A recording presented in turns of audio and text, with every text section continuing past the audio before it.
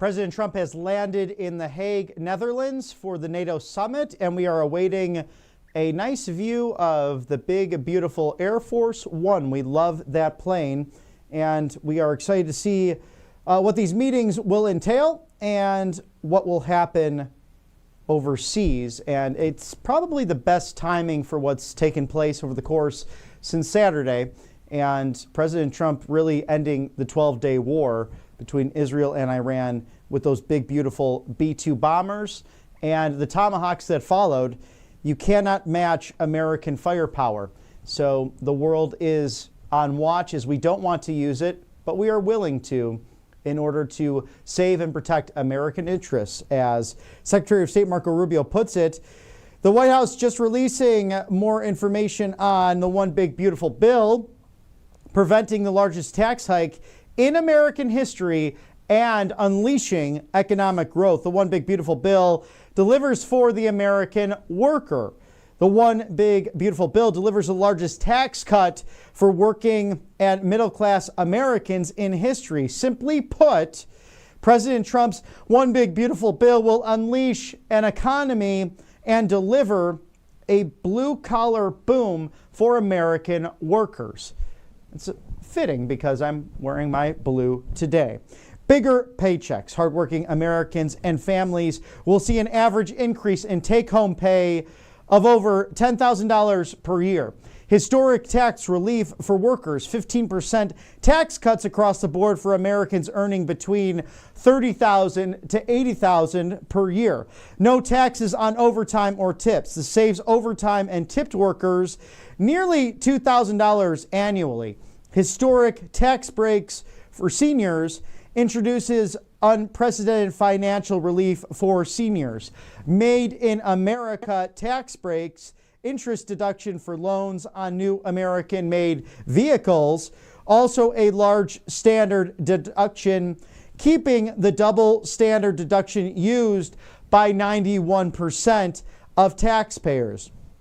This ensures that taxpayers keep more of their money with a simpler tax break, providing historic relief for working families across the board. This bolsters child tax credit, increases and makes permanent the child tax credit, supporting over 40 million families, supports working families, expanding child care access, and makes the paid leave tax credit permanent. This establishes Trump investment accounts for newborns, creating savings accounts to secure financial futures for every American child from birth. This improves housing affordability, expands low-income housing tax credit to incentivize the construction of affordable homes for American families. It also supports family farms and raises death tax exemption, increasing the amount of family farms that can inherit without paying taxes, protecting 2 million family farms from excessive taxation, also empowering school choices, enhancing 529 savings accounts to make education affordable and empower American families and students to choose the education that best fits their needs. This is all, meanwhile, how do you protect your savings, your retirement, everything you can do with your 401k and IRAs? It's Colonial Metals Group with 100% tax-free gold and silver, all brought to you by the good people at Colonial Metals Group. We have U.S. Attorney Judge Janine Pirro, a big fan of this group as we are here at the network. Scan the QR code now. Get your no obligation freegoldguide.com/RSBN to receive that free 2025 gold guide so you know what you can do for you and yours. You've worked hard, you've saved, now protect your retirement. And we know that the Chinese Communist Party wants an economic Pearl Harbor to hit the United States because we've weakened them ever since President Trump has come back into office. So the best course of action for you, gold and silver. We have crypto. It's exciting. A lot of that's going on right now. You have properties, you have these assets, a 401k and IRA. But sometimes it's backed by paper money, which we know becomes inflated. $36 trillion in debt as we stand in our great American nation. It's a travesty, mostly thanks to the auto pen, but regardless of who's in charge, protect yourself with gold and silver. Gold going up over 7,000% in value ever since the Nixon administration said no to the gold standard in turn for the petrodollar. And that was back in 1971. Gold does not go down, it goes up. And you can actually, right now, with any purchase from Colonial Metals Group at freegoldguy.com/RSBN, stand the chance to win $7,500 on the house of free silver. And $7,500 on the house is good as it is, but again, it's paper money. Is it really valuable at the end of the day? Gold and silver is. So go visit them today, freegoldguy.com/RSBN. Scan the QR code and heed the warning of people like Warren Buffett who know a thing or two about money. Thank you to All Family Pharmacy as well.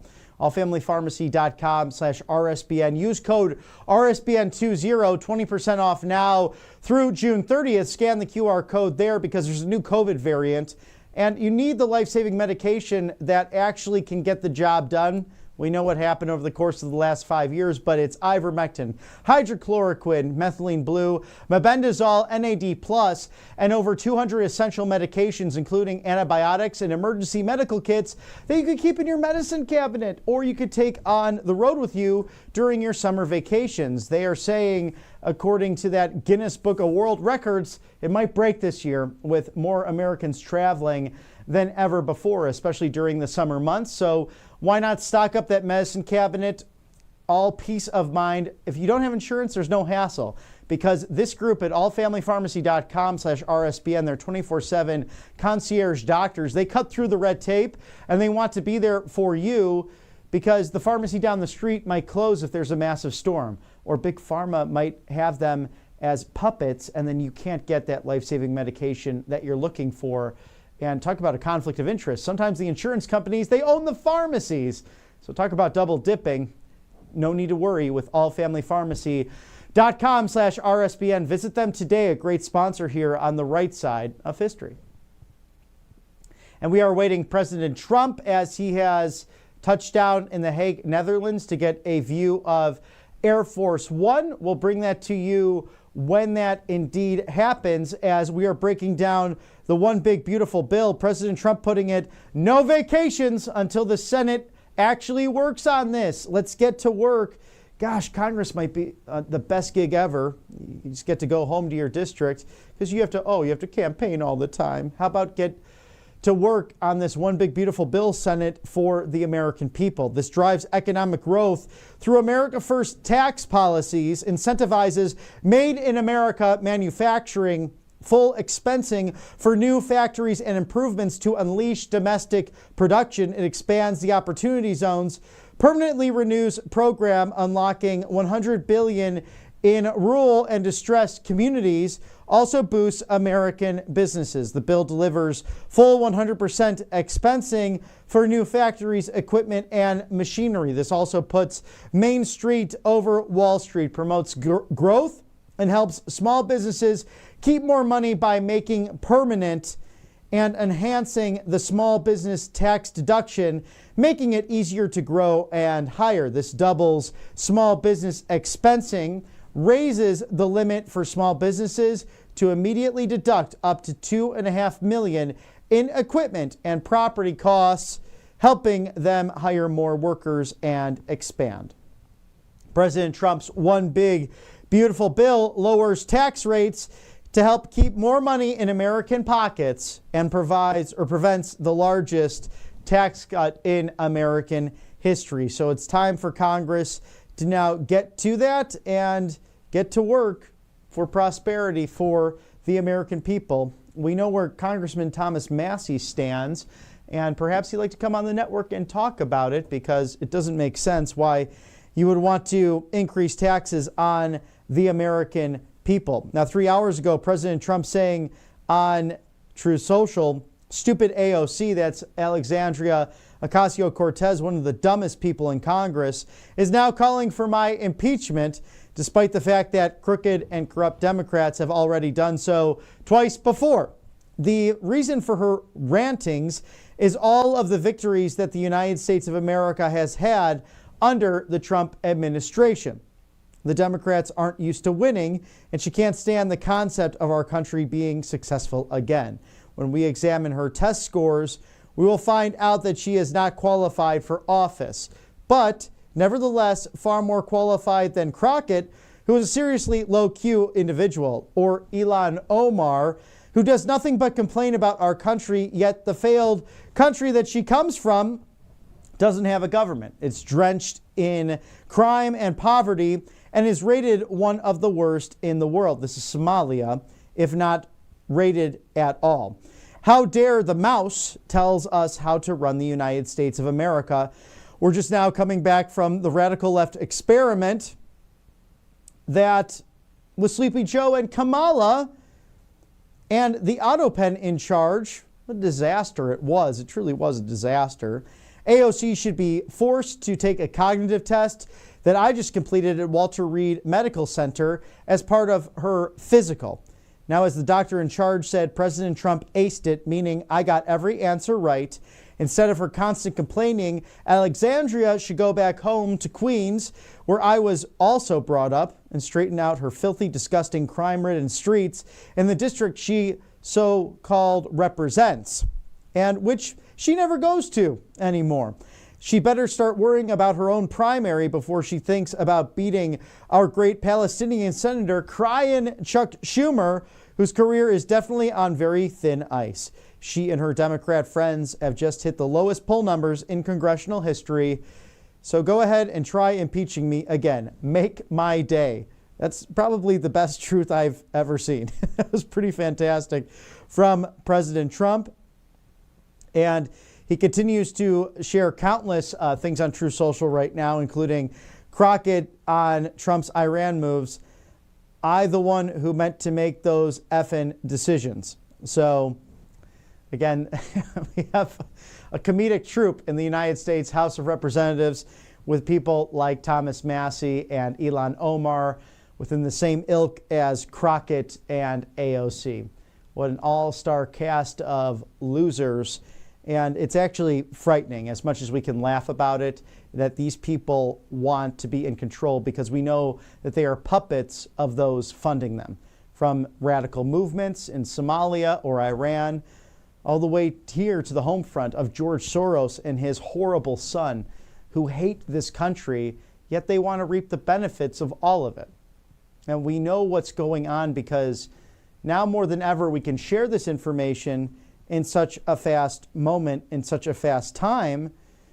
And thank God for that, because then you know what's actually happening in your government in real time with these radicals who think they can do the job better than President Trump.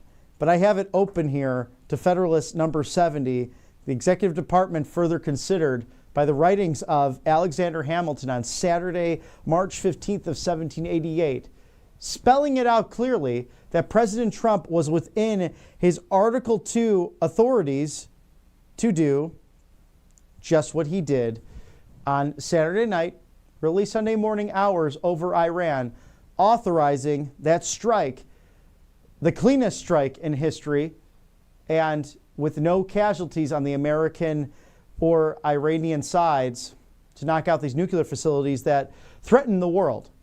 And the radical theocratic monsters that run Iran can now finally rethink all of that and come to capitalism, come to freedom, come to being a good neighbor and not a bully like they were over the course of the last 40 or 50 years, threatening everyone in the region. And that's why you had an echo of Muslim countries and traditional enemies of Israel all coming together with the United States and Israel saying, condemning that strike from Iran to Qatar. There was a warning given to the Emir, then the Emir passed that on to the United States. And very grateful for him doing that to make sure that U.S. personnel at the Air Force Base were safe after that strike. And thank you to our sponsors here on the right side of history, angelpaste.com. Experience the miracle today. The Vitamin B Miracle Cream, non-GMO, no chemicals. You've seen me use it here on the network, and my skin was glowing as a result. They also have an orange option that is filled with vitamin C that is non-GMO, no chemicals, as well as a facial spray and a natural mosquito spray, something you can use now when going to those barbecues to celebrate summer, to celebrate the 4th of July, and spending time with your many loved ones. This is a great company to use year-round. They are Christian-owned, they love our veterans, and they hire military personnel. In the Lone Star State of Texas, the Houston Metroplex, specifically in Spring, Texas, a lovely place to live in the United States of America. Experience the miracle today, angelpaste.com. We are awaiting President Trump to land in The Hague, Netherlands, and we'd like to thank kalshi.com/RSBN, where you can make those trades and those bets. You can see under my chin right there, scan the QR code. Go to kalshi.com/RSBN for all of the most important events facing this country, facing the world, and questions like, will this ceasefire stay intact? Will the Dodgers win the World Series again, go back-to-back in Los Angeles? So it's a whole host of different questions and issues facing the United States and the world. Trade now on the most important events, kalshi.com/RSBN. There's a live look on the tarmac of the Netherlands.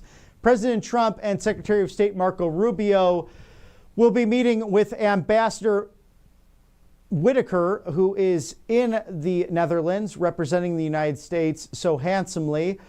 He was the former Deputy Attorney General, and you saw him with the crazy questions that came from the demon rats under congressional testimony, because they like to invent ideas and thoughts, but he sticks to the letter of the law. A constitutional expert in his own right from the great state of Iowa, and that's where we will be come Iowa, July 3rd, for President Trump's visit to celebrate the 4th of July and the 249th birthday of the United States of America. We look forward to that coverage next week as we are breaking down everything that's happened over the course of the last few hours, the last several days, and now President Trump's visit to the Netherlands for the NATO summit. And we see there what looks like to be his motorcade hitting the ground with the press pool cam, and Air Force One should be in sight relatively momentarily as they are on the ground in this beautiful royal nation. We know President Trump will be meeting with the King and the Queen, having some delightful dinner discussions, also bilateral meetings to discuss the state of NATO. And President Trump was very clear in the press gaggle on the way to the Netherlands early this morning that we want that strong security apparatus, but we're not going to pay more just to fund roads and to fund infrastructure for Europe. That's not the role of the United States. And again, you're welcome, and there are friends, most of Europe, but you're welcome for saving your continent on 2 occasions. Back-to-back World War champs. We're proud of that here on Right Side Broadcasting Network, and we seek, as the president does, to bring peaceful messages to the world, but also everything in real time. There's no rose-colored glasses here like Barack Hussein Obama wanted to use, as well as the auto pen, that they would talk tough on different issues like Iran, but then they'd give them ransom money out of nowhere and tell former President Dmitry Medvedev, a bird brain if there ever was one in Russia, that President Obama would have more flexibility after the 2012 election. Caught on that hot mic. I'm sure you remember that golden moment. And then Dmitry Medvedev saying to then President Obama, I will transmit this information to Vladimir. Interesting, because I thought at that time, Medvedev, now the vice premier of national security for Russia, was the president. I thought he made the decisions, but apparently it is Vladimir Putin who's been really the puppet master and the controller of Russia since 1999-2000. So we see all of that, and President Trump being very forthright with the Russian leader that we don't need any advice or help on Iran. We need to fix your problem in Russia and Ukraine and can help you with that, but basically butt out of the business of saving the world, because we don't need you who started new wars and conflicts really think to the auto pen, because if President Trump was still in office, there would have never been a Russia-Ukraine conflict. There would not have been an October 7th attack on innocent people at a music festival in Israel, because we know that world leaders respect this president. They also fear him. And you need the combination of the two. You need an unpredictable nature. It's so important to do that in order to make America great again. And in case you missed it, we could toss it to the video this morning of President Trump being very forthright and open, the most transparent president in American history in this 24/7, 365 news cycle. We could toss it to that now before we see his arrival in The Hague, Netherlands. Hello, everybody. Hi, Jeff. How are you? How are you? We have breaking news. Everything good? Israel, as you know, turned back. They didn't do that raid this morning, fortunately. That was a big thing. Appreciate it. They had a lot of planes going, and they were going to do something, and they didn't do it. We're happy about that. Very happy about that. So the ceasefire is very much in effect, and I think we're going to keep it there for a long time. Did you speak to Prime Minister Netanyahu about that? I did. What did you tell him? I said, you got to turn back the planes.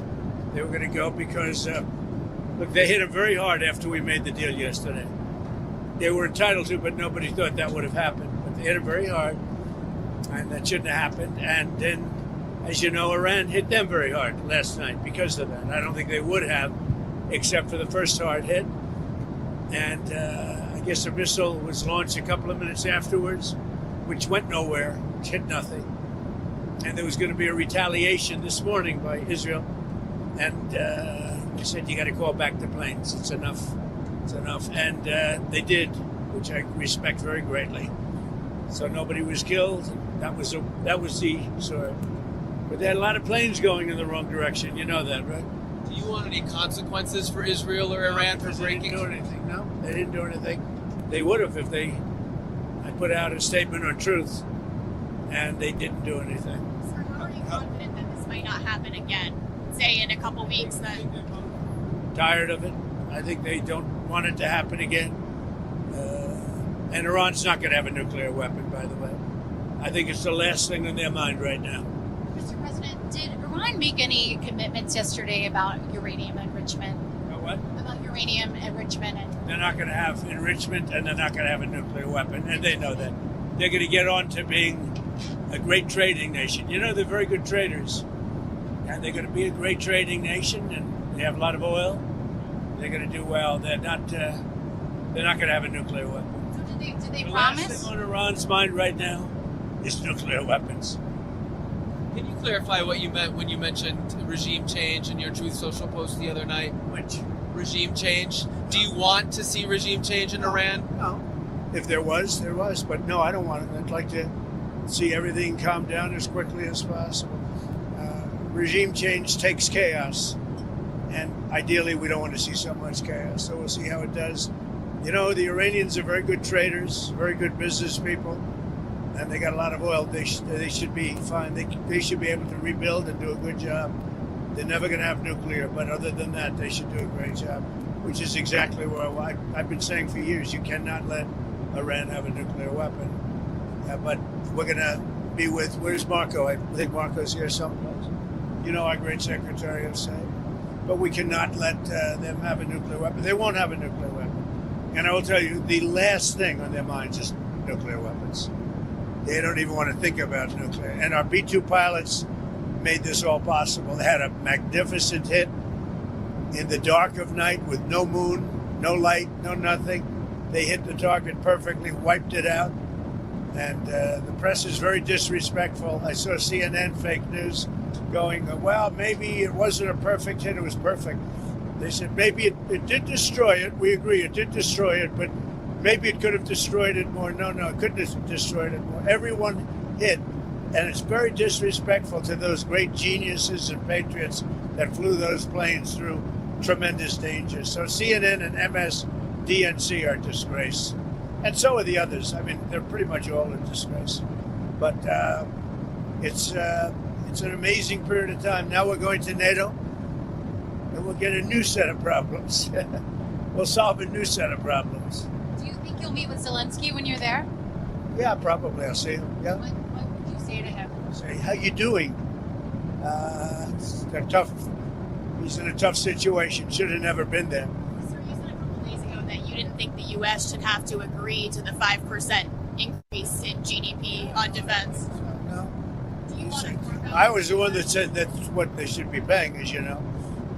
No, I should do something. And they're having a problem with Spain. There's always a problem with Spain. Spain's not agreeing, which is very unfair to the rest of them, frankly. So the U.S. won't be increasing our GDP to 5%. We should pay what everyone else, they're in Europe, we're not. A lot of that money goes to rebuilding their bridges, their roads, so it can take heavy equipment. And, we don't have any roads in Europe. We don't have any bridges in Europe. So, no, it wouldn't be quite the same thing for us. But we're with them. Are you still committed to Article 5 of NATO? Depends on your definition. There's numerous definitions of Article 5. You know that, right? But I'm committed to being their friends. I've become friends with many of those leaders, and I'm committed to helping them. What do you want the role of NATO to be going forward once these other countries are spending more? By having a unified system, I think we're going to have stronger peace, better peace. And I think we have that. When I went to NATO, they were broke. When I first started this whole thing, it seems like a long time ago, 9 years, right? But they were broke. I knew it immediately. I said, you guys are broke. They weren't paying their dues. 7 of the 28 countries, at the time it was 28, were paying their dues, but they weren't paying very much. NATO was broke. And I said, you're going to have to pay. And we did a whole thing, and now they're paying a lot. Then I said, you're going to have to lift it to 4% or 5%, and 5% is better. And I guess they're voting on that today, but they're going to be lifting it to 5%. That's good. It gives them much more power. Mr. President, if there's language in the final summit declaration about aggression by Russia, would you be okay with that kind of language? Well, I'll have to take a look at it. But, I'd like to see a deal with Russia. As you know, Vladimir called me up. He said, can I help you with Iran? I said, no, I don't need help with Iran. I need help with you. And I hope we're going to be getting a deal done with Russia. It's a shame. 6,000 soldiers died last week. More, 6,500 soldiers died last week. Russia, Ukraine, a war that never would have happened if I was president. So enjoy your flight. Let me ask you one more follow-up.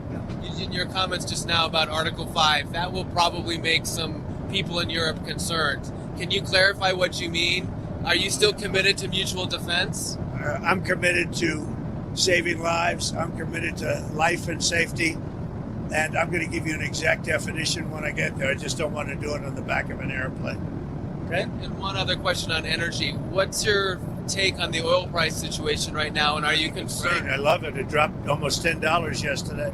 I put out a statement, get it down, because a lot of people aren't able to do things when the energy goes down. We're going to have a lot less conflict. So it came down, and our energy department's doing a great job. We're drilling like we've never drilled before. We're keeping it down. We're going to keep it down until all these wars are settled.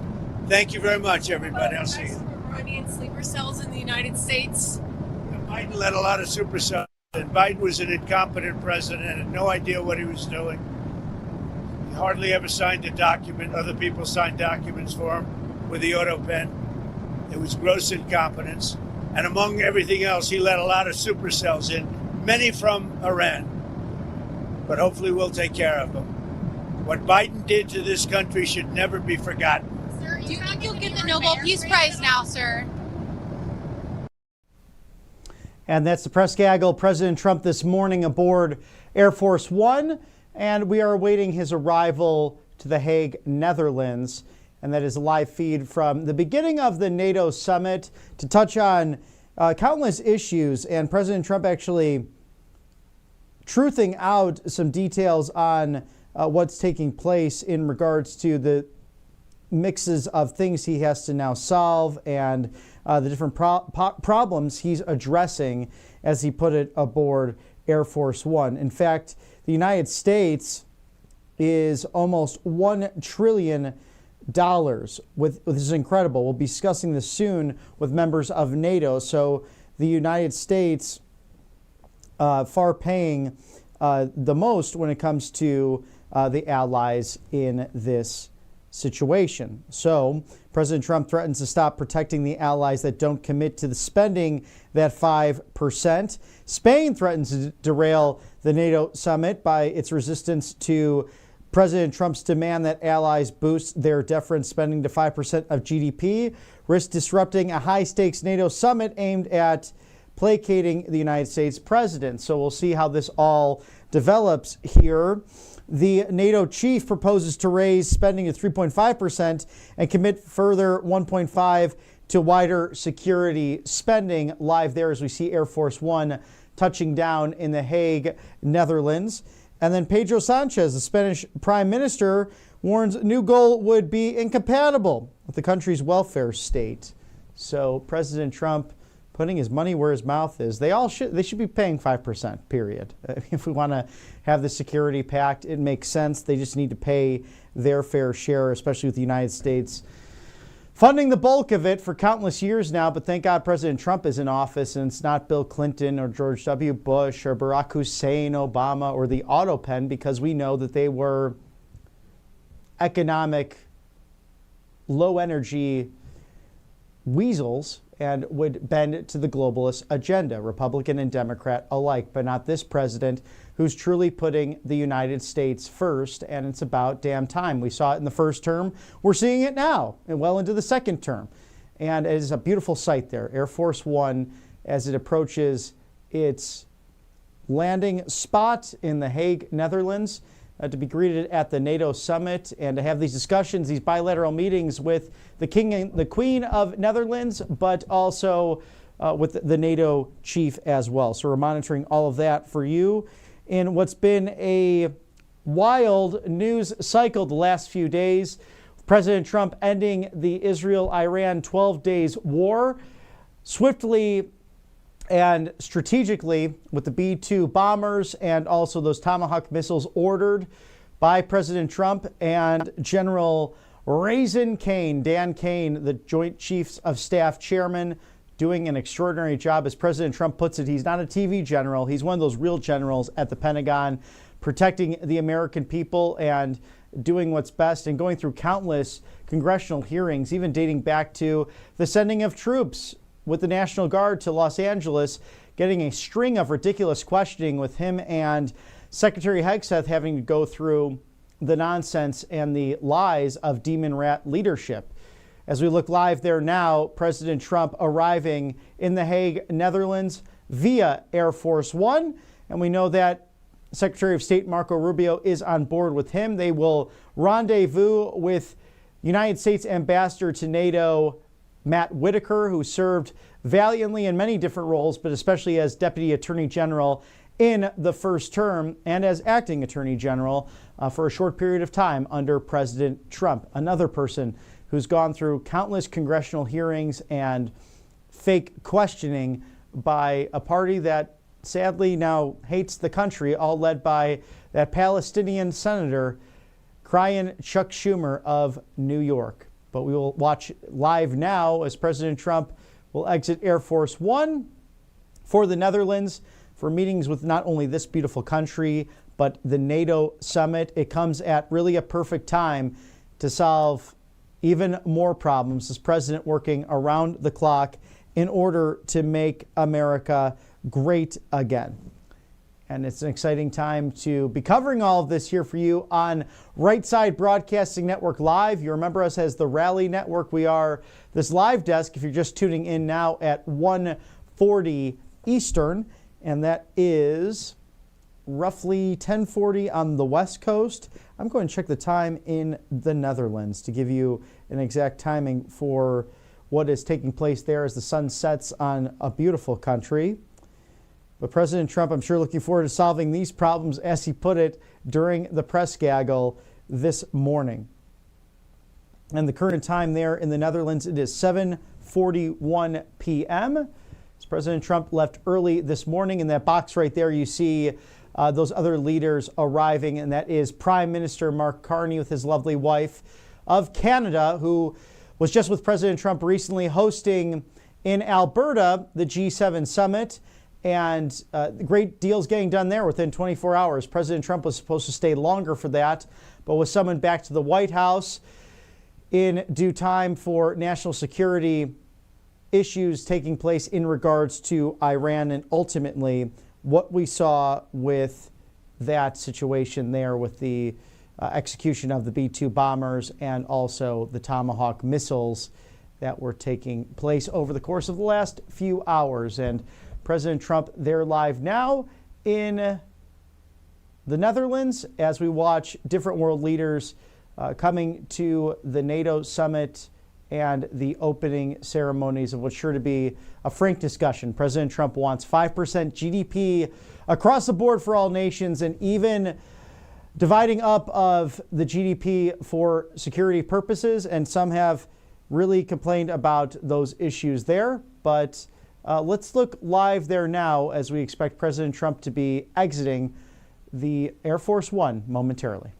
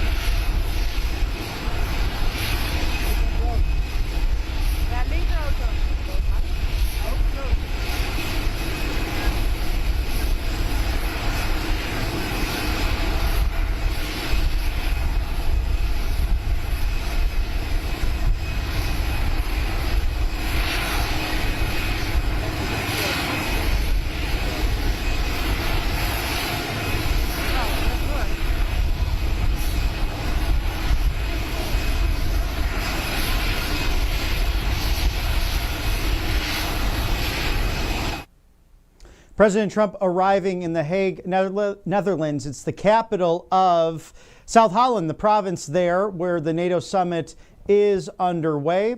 Also the capital of the country, Amsterdam, one of the oldest constitutional monarchies and in the entire world, so entire Western world, and a great location for what's sure to be very frank discussions on this matching of the GDP at 5%. Spain is not in favor of it and has been very vocal about that, saying that its social system, which is very high in welfare, cannot afford it, quite frankly. And President Trump is moving to get all of NATO to be on the same page, to pay their fair share, and it makes sense. He's done it before.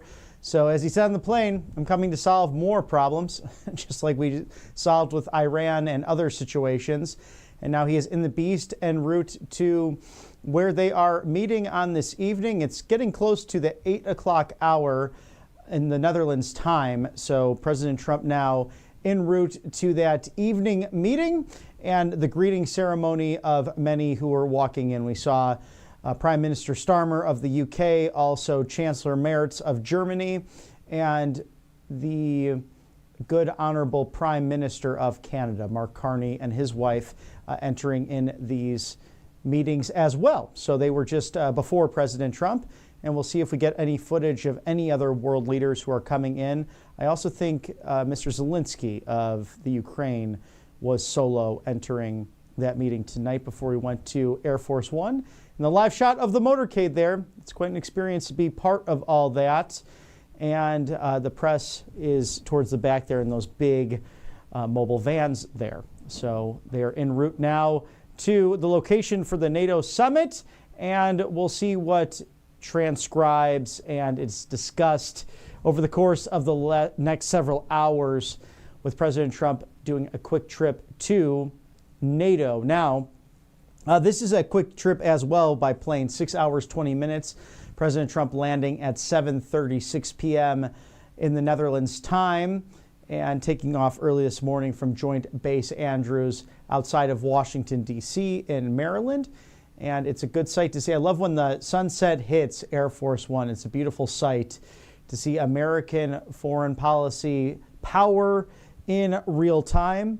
As stateside here, President Trump urging those to, in the Senate, pass that big, beautiful bill that is being discussed on a regular basis. And we got from the White House just this afternoon. The One Big Beautiful Bill delivers for the American worker. The One Big Beautiful Bill delivers the largest tax cut for working and middle class Americans in history. Put simply, President Trump's One Big Beautiful Bill will unleash economy and deliver a blue-collar boom. Truly an economy for the middle class. Bigger paychecks. Hard-working Americans and families will see an average increase of $10,000 per year. Also, historic tax relief for workers. 15% tax cuts for Americans earning between $30,000 to $80,000 per year. No taxes on overtime or tips, saving overtime and tipped workers nearly $2,000 annually. Historic tax breaks for seniors. Introduces unprecedented financial relief for seniors.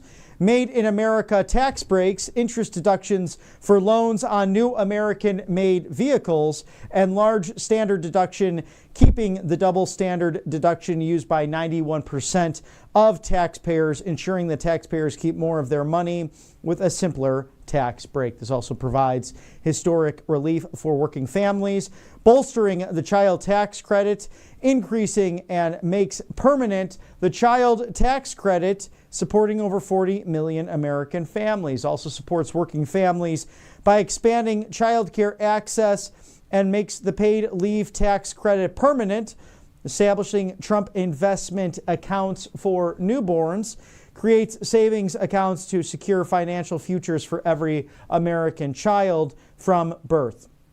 Also approving housing affordability, expanding the low-income housing tax credit to incentivize the construction of affordable homes for American families. Also supporting family farms, raising death tax exemption, increasing the amount of family farms that can inherit without paying taxes, protecting 2 million family farms from excessive taxation. And I mean, think about that for a moment. You want to pass it down to your family, and they know the ropes, they know how to farm, and you have to pay tax on that. Just rather insane when it's your own property.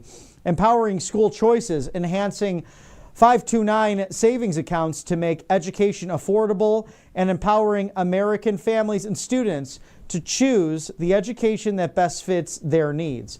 Driving economic growth through America First tax policies, incentivizing Made in America manufacturing and factories with improvements to unleash domestic production. This also expands opportunity zones, permanently renews programs unlocking $100 billion plus for rural and distressed communities. This boosts American businesses, and the bill delivers full 100% expensing for new factories, equipment, and machinery. This puts Main Street over Wall Street, promoting growth, helping small businesses keep more money by making permanent and enhancing the small business tax deduction, making it easier to grow and hire, and in turn really helping countless businesses to get off of on the right track. Now this doubles the small business expensing as well, raises the limit for small businesses to immediately deduct up to $2.5 million in equipment and property costs, helping them hire more workers and expand. President Trump's one big beautiful bill lowers tax rates to keep more money in American pockets, preventing the largest tax hike in American history. So all of that happening stateside as President Trump visits The Hague, Netherlands for the NATO summit. What he has here on the schedule is really a busy number of hours here, as he will be greeted by the King and Queen of the Kingdom of the Netherlands, also participating in a family photo that will be all of the members of NATO, and a social dinner which is expected to begin at 8:30 in the Netherlands. So that will be about 2:30 here. So 30 minutes from now, as it's 2 o'clock on the East Coast and 11 a.m. on the West Coast. Good afternoon, good morning. I'm Robert McNeely. If you've just tuned in now, you're at RSBN Live Desk for President Trump's visit to the NATO summit in The Hague, Netherlands. He was greeted off the plane by his national security team, including Ambassador Matthew Whitaker from the United States to the Netherlands, doing an extraordinary job. He was once the acting Attorney General and Deputy Attorney General of the United States in the first term under President Trump. And that social dinner will include everyone apparently from the NATO summit, the NATO members, and that will be taking place in roughly 30 minutes from now. So we look forward to everything that will take place there. Now tomorrow, President Trump participates in a photo opportunity with the King and Queen of the Kingdom of the Netherlands, also participating in a breakfast with the King and Queen. And then he will be at roughly 10 o'clock Netherlands time, participating in an official greeting and poolside with the NATO Secretary General. So discussing more of the business at hand. Another NATO family photo anticipated tomorrow. And President Trump will be participating in a North Atlantic Council plenary session and bilateral meetings to follow that. Then the president, we can expect tomorrow afternoon, will be in a press conference with the NATO discussions taking place. And then President Trump in the afternoon and the morning for us will be departing for the White House back tomorrow, and should be arriving at the White House, the scheduled time, 10 minutes to 7 o'clock p.m. Eastern tomorrow. President Trump will be returning to 1600 Pennsylvania Avenue. So a quick whirlwind trip to the Netherlands and to meet with NATO members and to solve, I'm sure, countless problems. President Trump is the best at doing that, though. We've seen that on a number of occasions now, including the G7 meeting that recently took place in Alberta, Canada. and was cut short by the United States. It continued to go on there with other members, but as Prime Minister Carney mentioned, he understands why President Trump had to leave that, dealing with the situation between Israel and Iran, the 12-day war that's now come to an end thanks to President Trump and our brave military and generals from the Pentagon. And now that is Turkey that is arriving there.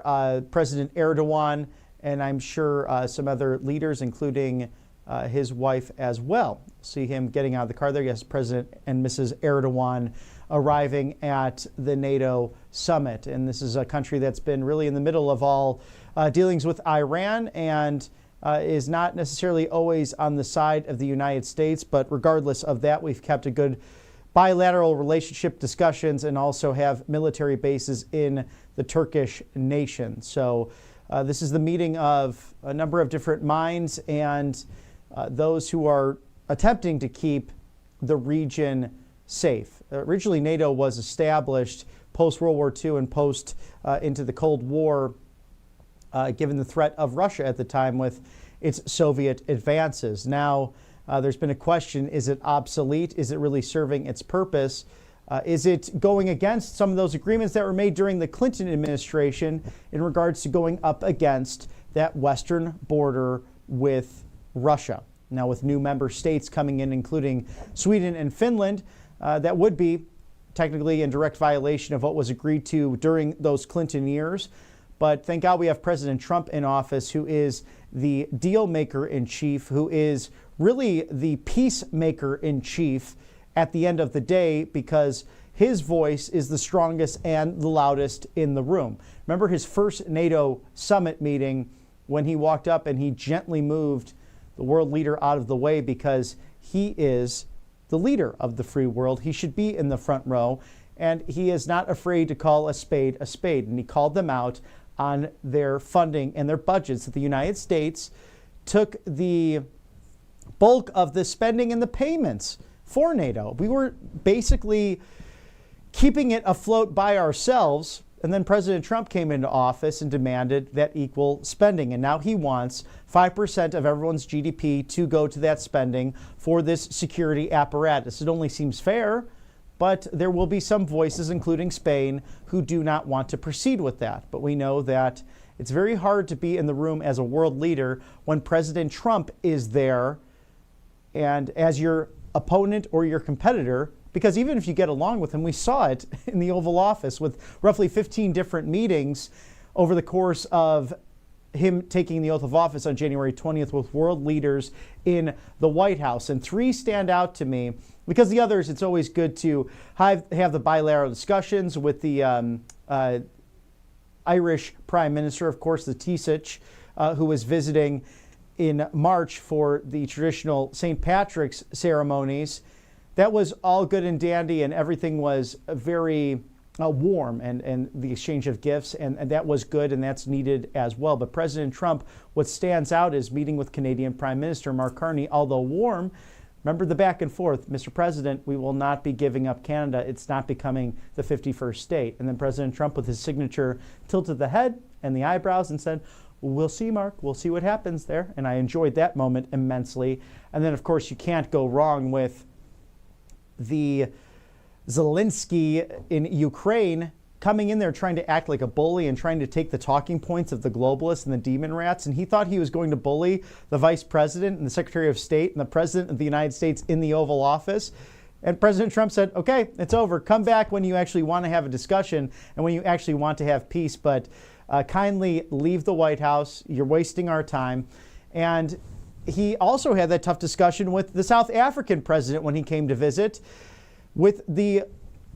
He moved the video monitors in the room showing a socialist party that did not have just 1 or 2 people, but soccer stadiums full of those calling for the death to the white farmers in South Africa, which in turn, over 75% of the farmers there are of Caucasian descent. And you saw these black socialists who were attacking their fellow countrymen. How could you have a situation like that? President Trump called it out along with Retief Goosen and Ernie Els, the famous pro golfers who are enjoying the dual citizenship between South Africa and the United States. And that's what President Trump does the best. He can bring culture, he can bring sports, and different items in there, including those two gentlemen who called out the South African president, saying they want their country to return to what it once was, a beautiful beacon of hope for countless people, regardless of backgrounds and descent.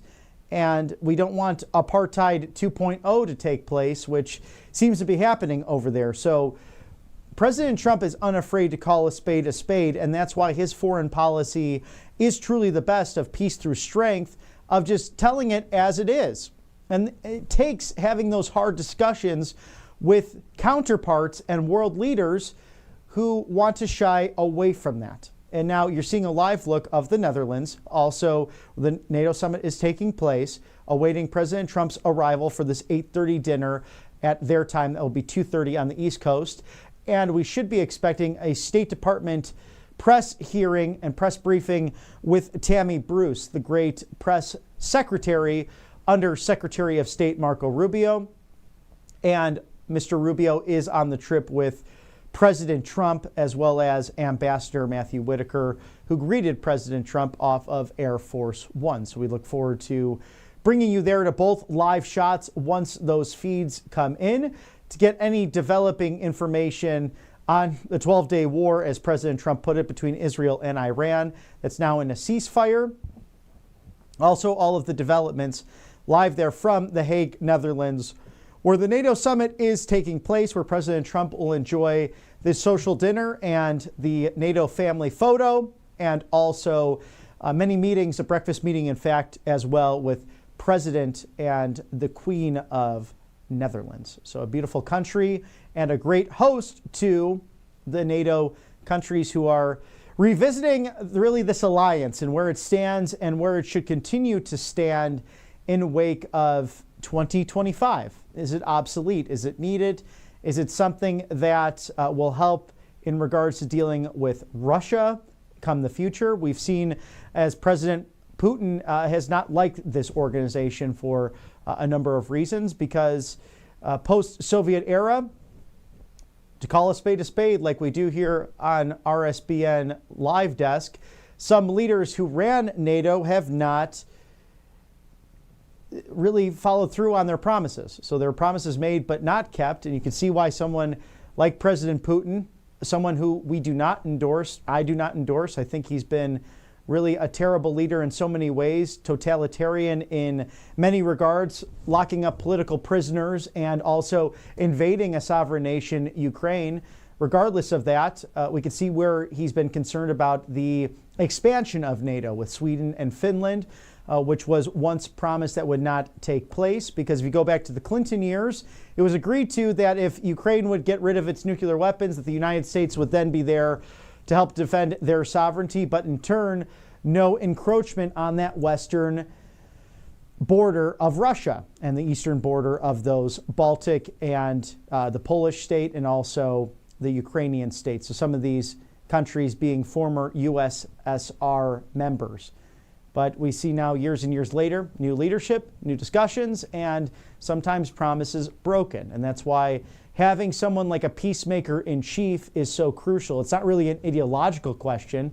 It's more of peace through strength, and does it fit the America First agenda? That's what President Trump is focused on. It's what Secretary of State Marco Rubio is focused on. And sadly, as President Trump pointed out, and he used some foul language, I believe it was appropriate, leaving the White House, just how ticked off he was with what was taking place after promises were broken. And then you have an American media in the likes of the Clinton News Network and MSDNC, as well as other legacy media outlets that call it journalism, but give you their opinion, and then say things like, it actually wasn't the strike that was anticipated. Things went wrong. We can't really know if it worked, after it did, because in turn, when they do things like that and make up just their own agenda and set of the narrative, it ends up harming our military. And I even think back on this too. There was a report that the B-2s left Missouri, and it was well before the strike even took place. So that's why they had to have the countermeasures of sending other planes out west in order to make a diversion.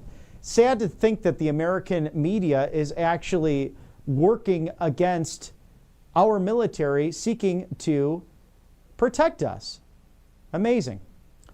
And this is as President Emmanuel Macron of France and Mrs. Macron arrive at the NATO summit in the Netherlands to a beautiful red carpet, very European. It's almost as if we're watching the Oscars, but more entertaining than the Oscars, in my opinion.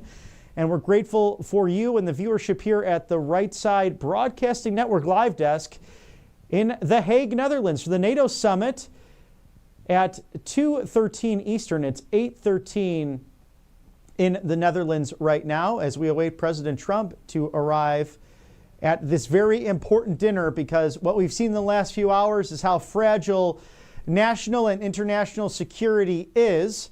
And the peacemaker in chief himself, someone unafraid to use American might and military prowess, President Trump, is the man for the mission, the man for the job. And thank God he came down that golden escalator over a decade ago now with our beautiful First Lady, Melania Trump, in order to make America great again. We're also awaiting Tammy Bruce and a press hearing directly from the State Department in Washington, D.C. Secretary of State Marco Rubio, her boss, is with President Trump, his boss. So we are excited to see the developments from NATO specifically, and also any other briefings regarding what's taking place in Iran, the Middle East, also with Israel in the middle of the crosshairs. But what a relief it was to see just yesterday all of the commentary coming from the Muslim world, the Arab nations, that said unequivocally that Iran was out of line firing missiles at Qatar,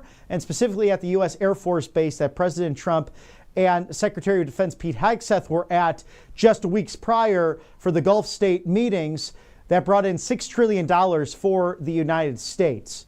So we don't want that to happen. And the biggest surprise, I understood Saudi Arabia was fantastic condemning those attacks, but I was very surprised to see Palestinian leader Mahmoud Abbas saying no, the Iranians were out of line, because the Iranians have funded the Palestinians for years against their attacks, their anti-Semitic attacks around the world and in Israel.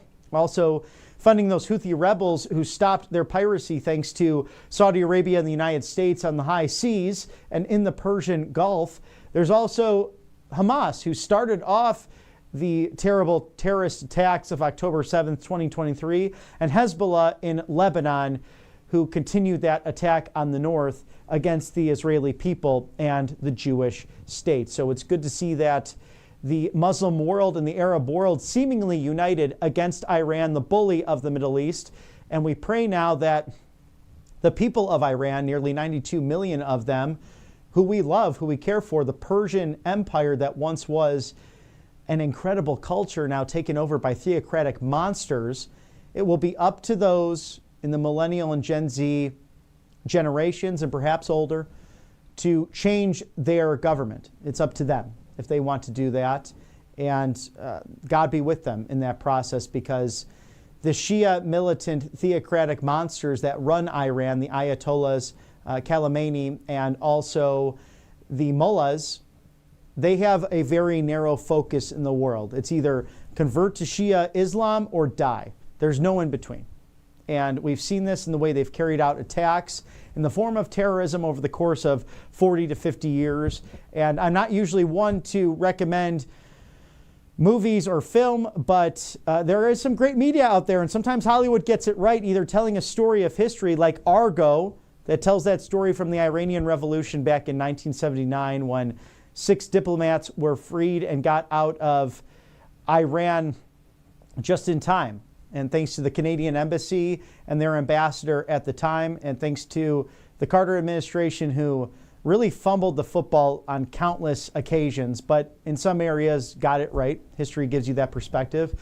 But for 444 days until President Reagan's inauguration on January 20th of 1981, you had American embassy officials who were in captivity by Iranian revolutionaries, and they've been causing trouble ever since. These Iranian Revolutionary Guards, the Republican Army, and really a dark society that once was a flourishing Persian culture. We hope that that can come into growth again, but we cannot do it through nation building. And President Trump has been very clear on that, while at the same time the Iranians should never ever be able to hold that nuke. And his living predecessors always said the same thing, but they never took action because they were weak leaders. And I'll call them out as I do almost every day: Bill Clinton, George W. Bush, Barack Hussein Obama, and the auto pen. President Donald Trump is the antithesis to your lawlessness, to your failed leadership, and ultimately the peacemaker. And if he has to use the military to do it, he will. But he won't nation build and line the globalist pockets like you gentlemen, and I use that term very loosely, did when you were President of the United States. A title which none of you should have had, a title which put the United States in turn in danger. And we just call it out on the right side of history here. Like we see it, we are hosts, we are commentators, anchors, and journalists who have a background in all of this, who have watched this closely for countless years. But we also have commentary, and we break it down for you, the American people. Let's go there live to the State Department to see Tammy Bruce and any updates that she has from Washington, D.C.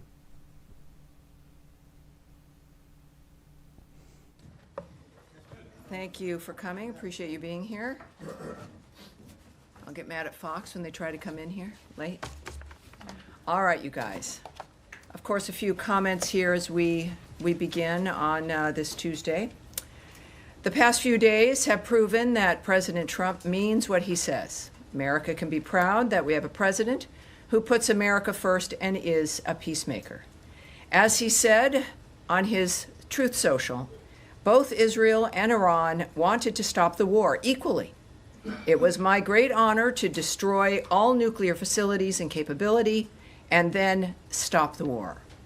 Now, an update on the State Department's 24/7 efforts to assist U.S. citizens throughout the Middle East. The department has provided information and support to over 27,000 people seeking guidance regarding the conflict between Israel and Iran. The vast majority of people we are in touch with are seeking information, which we provide regularly. The State Department began assisted departure flights from Israel on June 21st. Flights have departed Israel with hundreds of U.S. citizens and lawful permanent residents and their accompanying immediate family members. We are grateful to our partners in the region and around the world for welcoming American citizens. We also extend our deep appreciation for the government of Qatar's cooperation in the defense of the Udeid Air Base, as well as our deep appreciation for the the Al Udeid Air Base, as well as the deep appreciation for the American men and women in uniform who are there and for the vital role they continue to play for U.S. and regional security. Yesterday, Iran launched several missiles against AUAB. Many of those missiles were successfully intercepted due to the combined efforts of the U.S. and Qatari armed forces. Thankfully, no Americans or Qataris were hurt.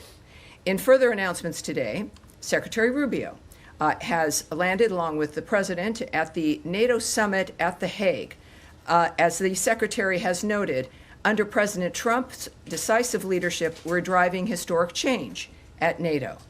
Also this week, the United States will participate in the 55th Organization of American States General Assembly in Antigua and Barbuda, where we will engage with regional partners to advance our shared goals to make for a safer, stronger, and more prosperous hemisphere. Deputy Secretary of State Christopher Landau will lead the U.S. delegation, reinforcing our commitment to supporting Rosa Maria Paya's candidacy to the Inter-American Commission on Human Rights, addressing the crisis in Haiti, and countering the influence of the Chinese Communist Party in the Western Hemisphere. In addition, today, the Department of State's Rewards for Justice program announced a reward of up to $5 million for information leading to the location, recovery, and safe return of Mahmoud Shah Habibi. Mr. Habibi was abducted and detained by the Taliban's General Directorate of Intelligence on August 10, 2022.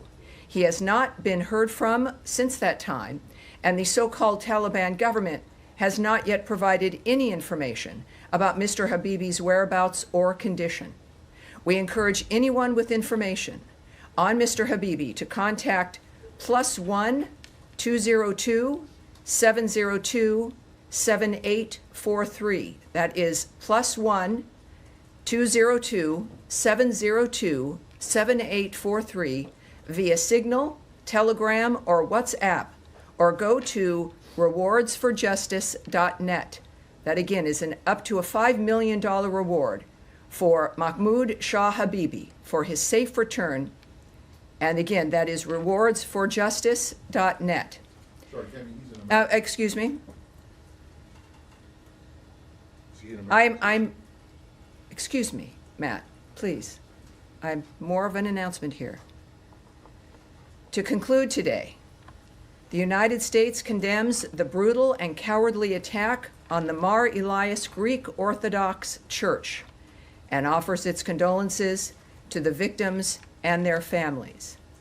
We call on the Syrian government to hold all perpetrators of violence accountable and ensure the security of all Syrians, including members of religious and ethnic minorities. As Ambassador Barak has said, the United States continues to support the Syrian government as it fights against forces seeking to create instability and fear in their country and in the broader region. And now I will take your questions. Daphne, please. Thank you. Sure. Just on Israel-Iran, Trump has said that he was unhappy with both sides for breaching the ceasefire deal, but particularly frustrated with Israel. Does the State Department have concerns about whether this truce will hold, and what conversations is Secretary Rubio having today with counterparts about this deal? Yes, as I noted in my announcement, and actually what, of course, we always appreciate about President Trump is you never really have to guess at what he's thinking, which is appreciated. One of the most transparent men we've known. Americans in the world have watched all of this unfold, I think, in a very clear way, and certainly with the leader of the free world, of the world, really, essentially, in Donald Trump, making it clear his opinion. And this is what also, I think, keeps things moving. With any ceasefire dynamic, it's fragile. And in the meantime, of course, things did come together, and there has been quiet in that region. He did make clear his feelings about that. But as I mentioned in the opening, that he said, just a couple of hours ago, both Israel and Iran wanted to stop the war equally. It was my great honor to destroy all nuclear facilities and capability and then stop the war. So obviously, the president has believed from the beginning that diplomacy can stop wars, that it is the thing that we should rely on. He leaned into that, and it's continuing to work. This is a dynamic now that is in play and is, I think, steady, as he has, I believe, also recognized based on his comments. And then on his Yes. comments about China being able to continue to purchase oil from Iran, how did this come together? Was this part of the Israel-Iran ceasefire deal? And what does that look like going forward? Will sanctions that have been imposed be lifted? Will there be waivers? How does that look? Those are all very good questions. Yes, and it's obviously a very fast-moving, we've used the word fluid here many, many times, a very fast-moving environment. The president has signaled what he expects, what he is looking forward to. This is a cabinet and a government that acts to the nature of what he says and what he wants. And in this case, of course, I'm not going to discuss what that process will be, the nature of any of the applications via the various departments in this government. But clearly, we are focused on making sure that that guiding hand of President Trump prevails and moves this government forward. So we will have to wait and see when it comes to what that ends up looking like. All right. Yes, Andrea.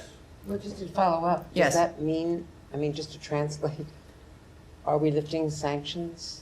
Has anything happened to make that possible? I'm not going to get ahead of the president or try to guess at what his strategy will be, but it will be one that will benefit this country, and that, again, he's very clear. I think the difference is, obviously, sometimes you don't hear ahead of time about the trajectory of a president. With President Trump, he speaks honestly with us. So I would suggest to not translate, to not speculate or guess. but to watch because things happen quickly, and I think we'll find out sooner than later. Yes, ma'am, one more. Quick follow-up on something. You quoted the president as saying, "It was my great honor to destroy all nuclear facilities to stop the war."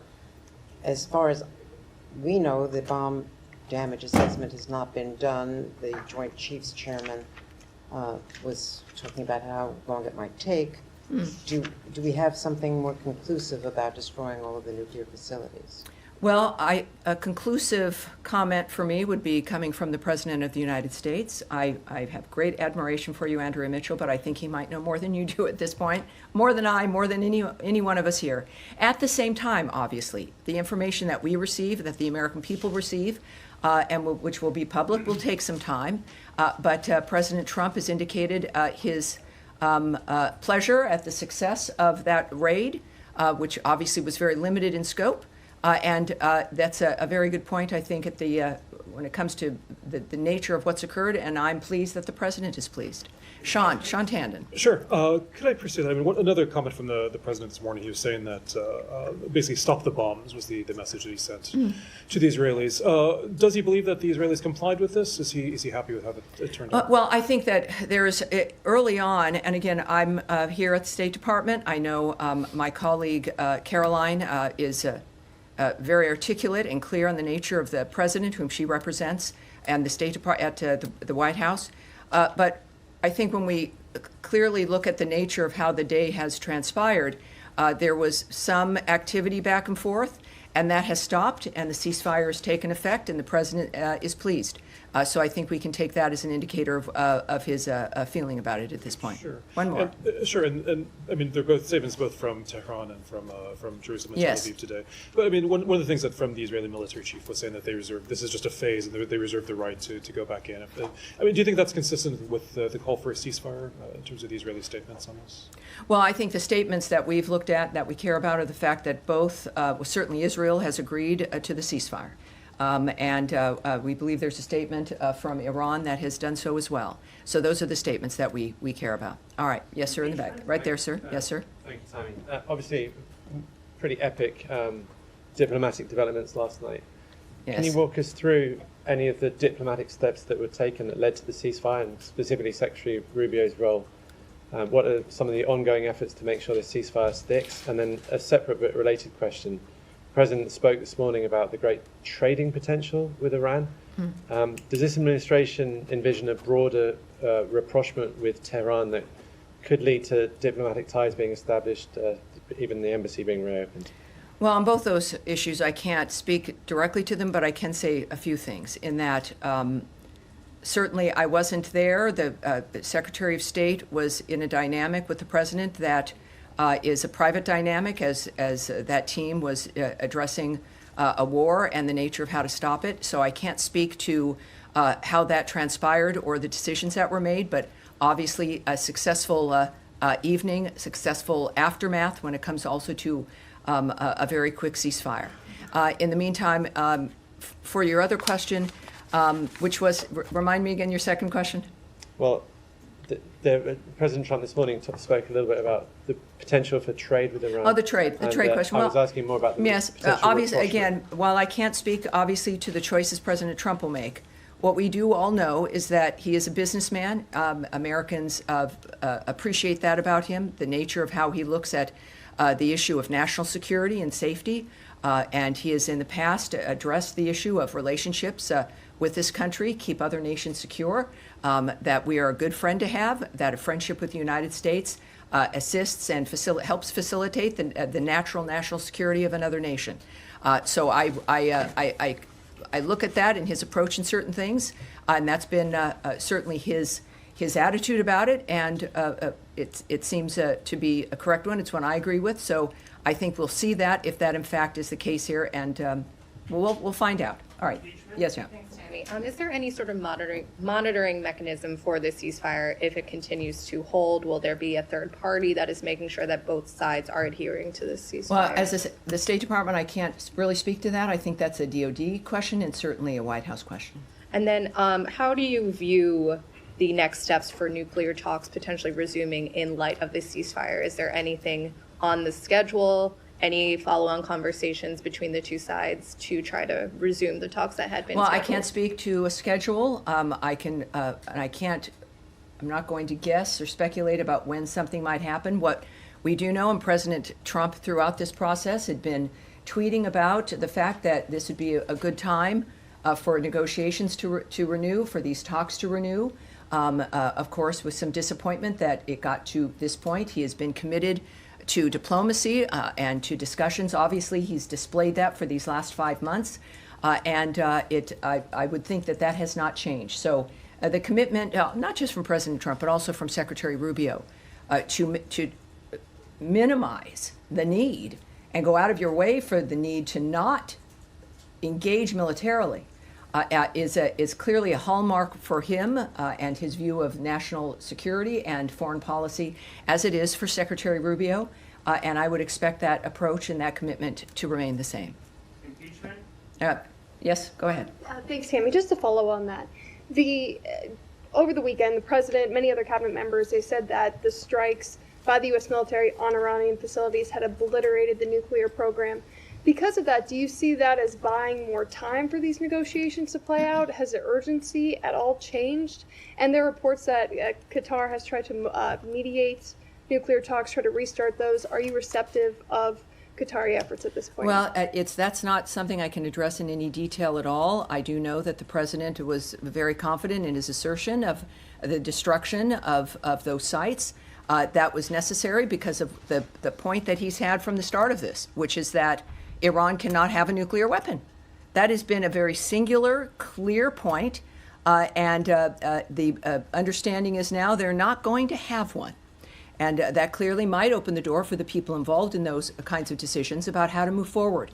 But that was, and the strikes indicated that. It was a very distinctive, limited strike regarding the issue that was in the forefront of the president's mind, that he made clear over and over again, that they will not have a nuclear weapon. And now they will not have a nuclear weapon. How we move forward from here is up to the President of the United States. Saeed, yes, sir. Thank you. Now that we have the ceasefire between Iran and Israel seems to be holding, are we likely to see renewed efforts to have a ceasefire between Israel and Hamas in Gaza? I mean, just for figures, Tammy, maybe 400 people got killed in the exchanges between Israel and Iran. In the same period, like 700 Palestinians have died, many of them at the aid distribution center. Yeah, this is why, and we are reminded about why the ceasefire efforts are important. It is a reminder about why the president, and why we're lucky for President Trump to be our president and for Secretary Rubio to be focusing on changing the status quo on this planet and changing the old dynamic of wanting new ideas. It has been his hallmark from the start, and that has not changed. What we can say, and just as a reminder, Saeed, there is a deal on the table. Hamas must stop acting recklessly and accept it. As Special Envoy Witkoff has said, Hamas's recent response to the offer was totally unacceptable and only takes us backward. It hasn't been that long, right? A lot of stuff is happening in a short period of time. But the fact of the matter is that we've never stopped working for a ceasefire in the Gaza Strip. We've never stopped wanting that to end, to get us out of that repetition of something that has certainly made the first victims, the people of the Gaza Strip, and then everyone else. It's a reflection of what needs to end and what has been the problem. President Trump has made clear to, in this case, Hamas specifically, that they will face consequences if they continue to hold hostages, which they do, including those who have already passed away and those who are still living. Hamas has rejected repeated ceasefire proposals and therefore bears sole responsibility for how this is continuing. Saeed, if you have a chance, I don't know if you do in your work, to pose the same question to Hamas. It would be, I hope you might be asking them. I'll do it through my articles. I have no direct communication. All right. Yes, sir, there in the middle here. Yeah. Thank you very much. President Trump has long said that Iran should not have nuclear weapons. That is correct. That is clear. Do you think it is important for Iran to change its foreign policy because the U.S. always says it is the biggest state sponsor of terrorism and destabilizing region. I obviously can't speak to what's in the mind of the so-called leadership of Iran. I do know that the future of Iran is in the hands of the Iranian people. And whether or not certain individuals change their approach or belief, I think what has happened, the whole world has noted that the world has changed and that nothing will be the same. And how that plays out, we are very lucky that we have President Donald Trump, Secretary of State Marco Rubio, and a cabinet that is united in the nature of what we're trying to do for the next 3.5 years. One more, yes, sir. One more. And please. Kurdistan regional government leadership and strongly welcome President.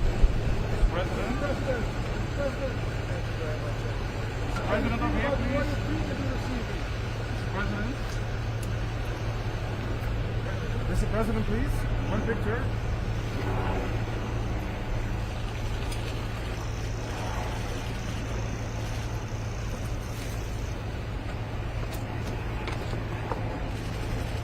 The board. We're very lucky, as we've seen also with Secretary of Defense Pete Hegseth. We are very early in this administration. Think about it. We are in the middle of June, and we've seen the results now of men and women who are focused. So we'll see for the Kurds and others as well. Yes, sir. Thank you, Tammy. 2 questions for you. Number one, especially considering the Secretary is now at NATO. Yes. Does the Secretary feel like European allies had America's back to the extent that they should in this Iranian operation? I'm not talking about militarily, but from a general support standpoint, beyond just platitudes of concern about the Iranian nuclear program. Do you feel like you got backing from Europe on this? Well, I'm not going to comment or speculate on the feelings or assessments of our partners in any kind of dynamic. That's between them. It's about the leaders of the world. Right now, what I can tell you is that President Trump and Secretary Rubio are right there in The Hague at NATO for conversations with our partners throughout Europe. And I think that everyone expects that to be very successful. It's going to be a very exciting time. It's a perfect time for those conversations to be had. I'm not going to speculate on the nature of those any conversations, or can speculate on the feelings of people either. Second question for you. Yes, sir. In terms of regime change in Iran, the initial message coming out of the administration was, we're not after regime change, we're after the nuclear weapons program. Then the president remarked today, regime change is not a good idea because of the chaos that it would cause. So what is the administration, specifically the State Department's message here to Iranians who are suffering under the oppression of the regime? How do they move forward, and does America have their back, considering the president said regime change is not a good idea right now? Well, again, that's in the perspective certainly of the president and what his actions, he feels what actions are important, what our intentions were. It was very clear from the start, from the very beginning. For years, the president has spoken about the problem of Iran and how they can't have a nuclear weapon. This is not a new idea, and it's certainly a globally held idea. But we've said here at the State Department repeatedly in a number of different dynamics that the fates of countries belong in the hands of the people in those countries. That is the overriding general message of the Marco Rubio State Department. It is the kind of thing that when we think about, not just democracy, but the nature of the decision of citizens to decide what kind of leadership they want. That is what our position is for certainly Iran and every other country on this planet. Yes, sir. Yeah. Thank you, Tammy. 2 questions, one on Iran. Have you received any signals or message from Iran that they are willing to come back to the table? This first. And secondly, are you still sticking with the proposal that you sent to Iran, or you are open to discuss more broadly? Well, again, as we know, many things have changed in just the last few days. And so I won't speak to what messages may have been sent to Iran, which would have been, of course, to the White House and to if Secretary Rubio as the National Security Advisor. So I would ask you to check with the White House for that. And the next Syria, one, yes. Yeah, on your opening remarks, you said that the United States is ready to help the Syrian government to fight against forces seeking to create instability. Would you elaborate that? What kind of support are you willing to offer to the Syrian interim government? Are you willing to help them or provide them military support? Well, I think already we know, of course, of the assignment as a special envoy of Ambassador Tom Barrack has been a very clear indicator of our commitment to helping Syria be able to be a functional and steady and stable government. He, of course, is the ambassador to Turkey, and our commitment through his work is about getting the structure, the stability of the government as functional. We also, of course, as you know, have lifted many of the sanctions to make it possible for other nations in that region to assist the new government also in becoming stronger and able to, in that region especially, deal with terrorist groups, especially deal with ISIS, and that is our commitment. So it is, I think, manifesting now very clearly, and Ambassador Barrack is there as our envoy in that regard, and it's a very exciting time with a lot of potential. Yes, sir. Yeah, yes, sir. In the gray suit there. Yes, sir. Thank you, Tammy. You've been in the negotiations process with the Iranians for almost the last 2 months at the State Department. And the Iranian foreign minister just last Friday, he said that they suspect that the negotiations with the U.S. Used as a cover for the Israeli attack. And a day after that came the U.S. raid on Iranian nuclear establishment there and the buildings. Are you able to restore the trust between you and Iran? And how do you see these claims from the Iranian side? Well, that's certainly a question that I can't answer, but we've got the best people in the world who are doing this for a living, who have committed their lives to making a difference here in the world. The president has not indicated that, as a matter of fact, he really opened his presidency with a willingness to talk with everyone. And as a peacemaker, that is what he's done, and I would suspect that that approach will continue. All right? Yes, sir. Go ahead. Thank you, Tom. Do you think that there is any lesson for North Korea to learn from the U.S. strikes on Iranian nuclear facilities, given that North Korea has been doubling down on its nuclear program, despite the Trump administration's commitment to the complete denuclearization of North Korea? Well, again, the nature of the choices that are made, I won't speculate